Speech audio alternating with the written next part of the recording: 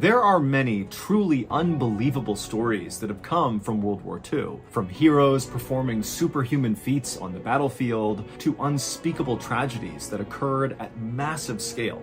These stories, for better or worse, are part of our collective human history, and so today they're shared widely. But there is one story from World War II that doesn't get talked about very much, and it doesn't really make any sense because one, it's totally fascinating, and two, it is quite possibly the most influential singular event that happened in the entire war. And so today, I'm going to 1943, a fisherman named Jose Antonio Rey Maria rowed his little boat out into the rough waters of the Atlantic Ocean just off the coast of Spain. Jose was a sardine spotter, which meant his job was to go out into the ocean and look down and try to find schools of sardines swimming about 20 feet below the surface, and then he would flag the other fishermen over who would scoop the fish up with their nets. And Jose was very good at his job. In fact, he was quite possibly the best sardine spotter in the whole village of Punta Umbria, which is a small fishing village in southwestern Spain where Jose was from. But on this particular day, the weather wasn't quite great, the water was kind of murky and choppy, and so Jose wasn't seeing any sardines. But as Jose was starting to feel frustrated, he looked out, and on the surface of the water, pretty far away from him, he saw this strange object floating on the surface. And at first, he assumed it had to be maybe some dead sea animal that had floated to the surface. But as he stared at it from his boat that was rocking in the water, he saw between waves, there was a yellow color on this lump that just looked kind of unnatural. And so feeling curious about whatever this was, Jose decided to start rowing over in that direction and get a better look. And as he got closer and closer, he realized that yellow color was unnatural. The yellow was part of a life jacket, which meant this was a person floating in the ocean. And so Jose, with his heart now racing, was thinking, oh my gosh, I have to go save this person. And so he raced over right up alongside them, and as soon as he looked down, he realized it was obviously too late. This person was obviously deceased. It was a man who had a military trench coat on who was lying face down in the water.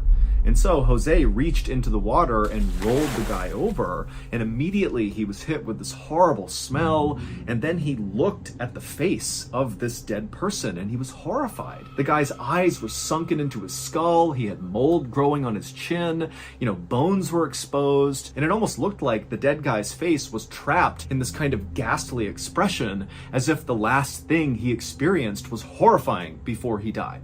And then Jose noticed there was something else about this corpse.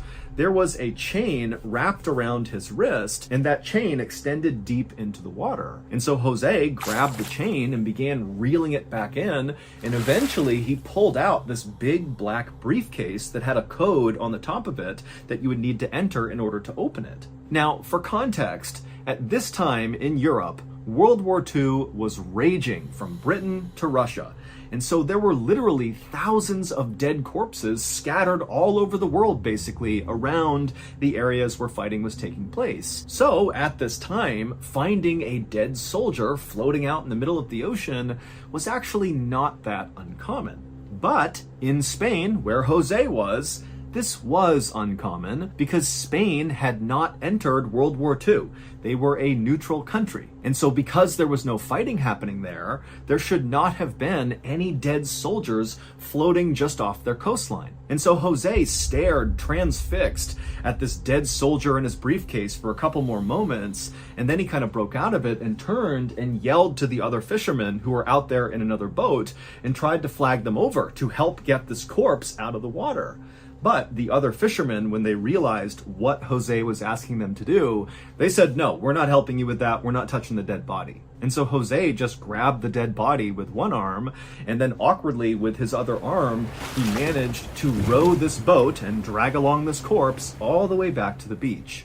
And as he did, he and the other fishermen were kind of yelling back and forth at each other. It was kind of a commotion on the water. And so by the time Jose had got the corpse back to shore and dragged it up onto the sand, villagers in Punta Umbria had heard the commotion and come outside to see what was going on. And they saw Jose standing there with this dead body. And so they began forming a crowd around the body. And so nearby, Spanish soldiers were doing a training exercise, and they saw this crowd gathered gathering on the beach, and so a group of them walked over to see what was going on, and they pushed through the crowd and they saw this dead body on the ground, and right away they began searching the dead body to figure out who it was.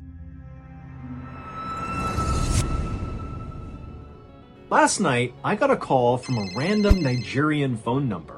And so of course I answered it, and unbelievably, it was the Prince of Nigeria, and if I just got him a few gift cards, he'd make me rich! Are you kidding me? What a deal! And so seconds later, me and old Seagull Lung were down at the ATM withdrawing every last cent from our bank accounts. But as we stood there laughing excitedly about all the sports cars and diamonds we were going to get with our newfound wealth, this middle-aged homeless electric eel named Horace slithered up to us and he said, "Guys, you're being scammed. The Nigerian prince isn't real." And he said he knew this because he had fallen for this scam too. That was how he became homeless. Turns out, it's actually quite easy for scammers like this fake Nigerian prince to buy your personal information, like your phone number, your birth date, your family members, all that from data brokers. And then, unless you are a literal genius and can spot a scam call while it's happening, you too could become a victim.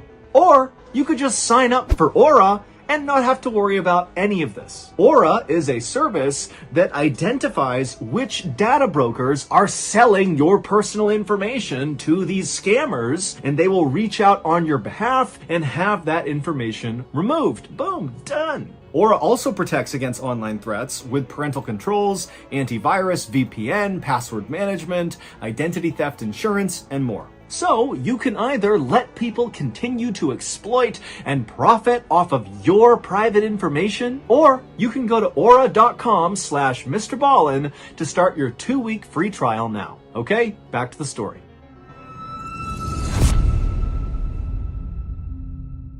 And when the Spanish soldiers found his identification papers, they learned that his name was William Martin, and he was a major in the British Royal Marines. Also on these papers, it said that Major Martin was assigned to the Combined Operation Headquarters in London, which the Spanish soldiers knew was an outpost that organized commando raids on Nazi-held territory. Under Major Martin's military trench coat, when the soldiers opened it up, they saw he was dressed in full kit, full battle gear, which suggested he had died during one of these commando raids. But after the Spanish soldiers had removed his gear, they couldn't find any shrapnel wounds or gunshot wounds. And so the running theory was, he must have been flying over this area and maybe his plane was shot down, and that's why we can't figure out how he died. But the Spanish soldiers had not heard any reports of a plane being shot down right off the coast. And so really they had no idea how Major Martin actually came to be here. Then, one of these Spanish soldiers who was still searching Major Martin's pockets found in one of them some crumpled papers and a photograph. And after he looked at them, he tapped on his commanding officer's shoulder and showed him. The photo was black and white, and it was this pretty young woman, and on the back of it, it was signed Pam. As for the crumpled papers that had been near this photo, they were bills. One was from a London nightclub from 3 nights earlier, and the other was a receipt for a diamond engagement ring. Now, these Spanish soldiers were not overly emotional, but they couldn't help but think how kind of sad it was that, Major Martin obviously was in love with this woman Pam, and they must have just gotten engaged, and now he's dead. It's like a tragic love story. And so the soldier who had found these bills and this photo folded them back up and tucked them back inside of Major Martin's pockets, and then the soldiers talked about what they should do next. Now, technically, because Spain was a neutral country, what they were supposed to do was turn this body back over to the British because he was a British soldier. But the Spanish government was run by a fascist dictator, Francisco Franco, who was not really neutral at all. He was actually secretly aligned with the Nazis. In fact, the Nazis' leader, Adolf Hitler, had helped Franco come to power, and so now that he was in power, he regularly shared secrets with the Germans. And so when these Spanish soldiers eventually contacted their higher-ups to ask what to do with this dead British soldier, Their superiors told them, do not give Major Martin's body back to the British. Instead, bring his body to a nearby morgue where agents who worked for Franco would be able to inspect the body and open up that briefcase and see what was inside. And so these Spanish soldiers did as they were told. And when Franco's agents were able to finally pop open that black briefcase that was connected to Major Martin's wrist, they discovered inside 3 letters from leaders of the British military. And when Franco's agents read these letters, they knew right away they had discovered something incredible. And within days, these letters were sitting right on Adolf Hitler's desk. Now, at this time, in April of 1943, Hitler was starting to worry that he was about to lose the war. Even though the Nazis had successfully conquered most of Europe, it felt like the tide was turning against them. And in Hitler's mind, it was starting to seem likely that the Americans and the British were poised to launch some sort of massive attack on Nazi-controlled territory, and if they weren't ready for it, this could cost them the war. But Hitler had no idea where this major Allied attack was going to happen. And so trying to figure that out was basically the biggest priority the Nazis had at the time. Now, most of Hitler's intelligence suggested that this big major Allied attack was going to take place on Sicily, which is an Italian island. Italy was allied with the Nazis, and Nazi spies who were monitoring British and American phone conversations were hearing lots of chatter about an invasion of Sicily, and so that's why they believed that's got to be the place. That's where the attack's going to happen. But when Hitler looked at these 3 letters that were found inside of Major Martin's briefcase, everything changed. The letters, which were all signed by top leaders of the British military, said that the plans to attack Sicily were actually fake, that British and American forces were talking on these obviously tapped phone lines. They knew the Nazis were listening. They were talking on these lines about this invasion of Sicily just to confuse the Nazis. They wanted the Nazis to think that Sicily is the place. But, as these letters would go on to explain, the real place, the real location of this huge Allied attack was going to be Nazi-controlled Greece, so 500 miles away.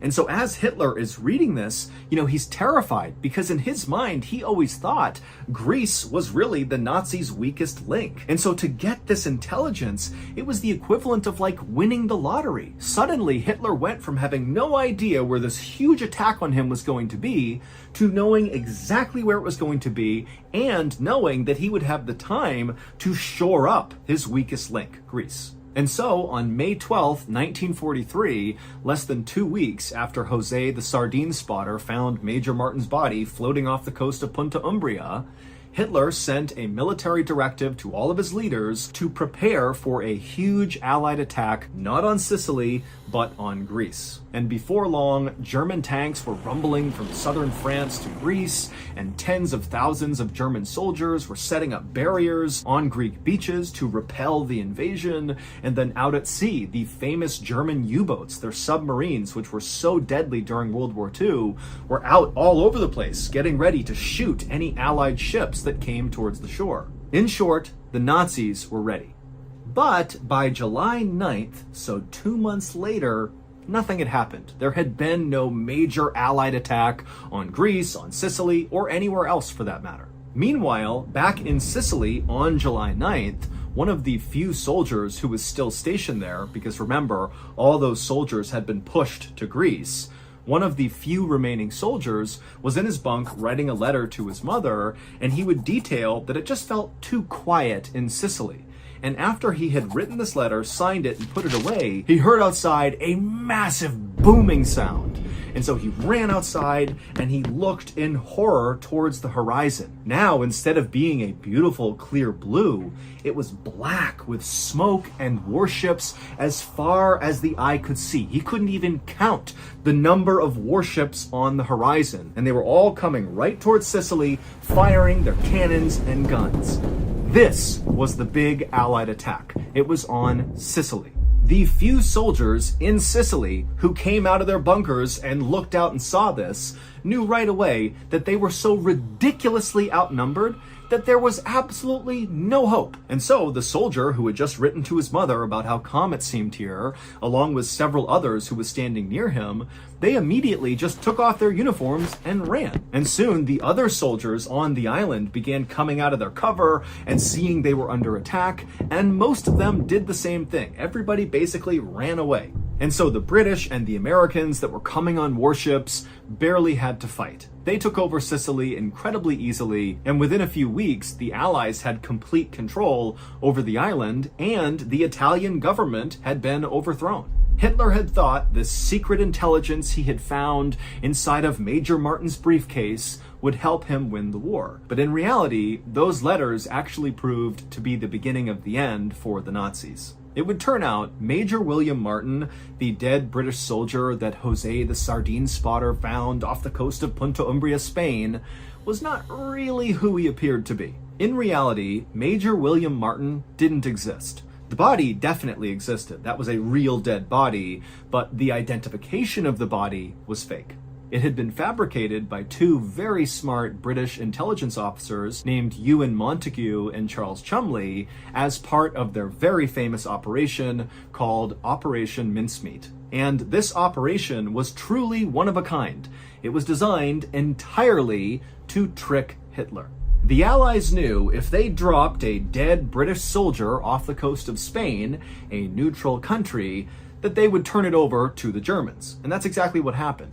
And so everything that was on the fake Major's body, from the trench coat to the kit he was wearing to the identification papers, the receipts, the photos, all of it was placed very intentionally to convince the Germans that Major Martin was real. Major Martin was given a high enough military rank that it kind of made sense that he might be carrying this really special briefcase with highly classified military secrets, but his rank was not high enough that he would be known in military circles, because that would make it too easy for the Germans to identify that this was fake. And for the same reason, Montague and Chumley gave their fake major a very common name, Bill Martin. There were loads of Martins in the British military at the time, making a fake one hard to spot. But the British intelligence officers knew that they couldn't just present this kind of basic, generic British soldier and trick the entire German military. They needed to give him a backstory.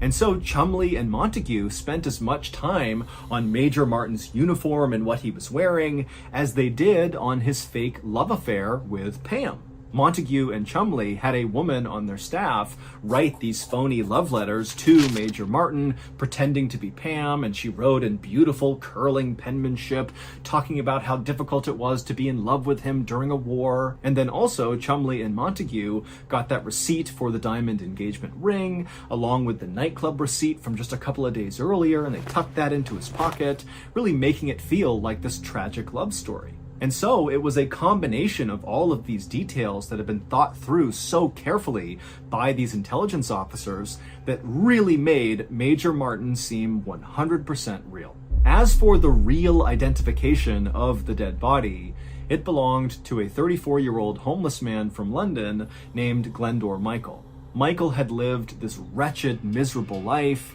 and then eventually died when he ate rat poison that was on a piece of bread.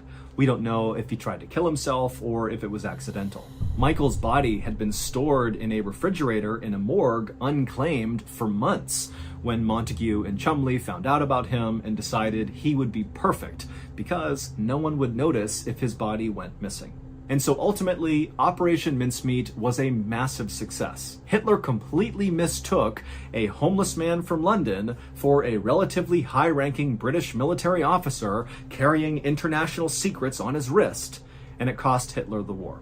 Glendor Michael may have lived a wretched life and died in absolute agony, but in death, he helped defeat the Nazis. Today, there is a marker on Glendor Michael's grave in Spain that actually denotes him as an official British military officer. As for Montague and Chumley, they were quickly promoted after Operation Mincemeat and then ultimately became famous for their plot.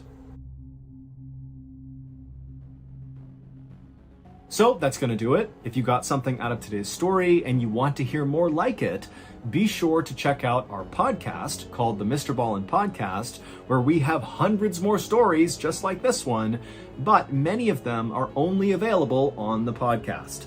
Again, it's called the Mr. Ballin Podcast, and it's available exclusively on Amazon Music.